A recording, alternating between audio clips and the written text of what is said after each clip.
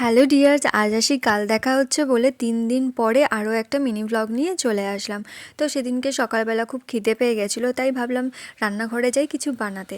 তো রান্নাঘরে গিয়ে দেখলাম জানলা থেকে কি সুন্দর শীতের রোদ ঢুকছে, এত দারুণ লাগছিল। তো আগের দিনের ভাত ছিল, তাই ভাত ভাজা ডিম সেদ্ধ করে গরম গরম খেয়ে নিলাম শীতের রোদ দেখতে দেখতে। আর বাড়ির সামনে থেকে সাজার গাড়ি যাচ্ছিল, তো সেখান থেকে দুটো ক্লাচার, একটা লিপ বাম আর একটা নিভিয়া কোল্ড ক্রিম কিনে নিলাম। তারপরে স্নান করে চলে আসলাম।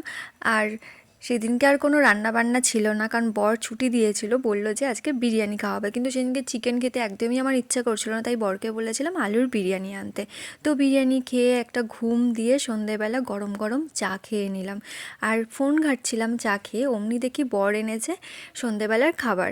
তো মনটা তো একদম খুশি হয়ে গেছিলো খাবারগুলো দেখে। তো দুজন চিয়ার্স করে খেয়ে নিলাম।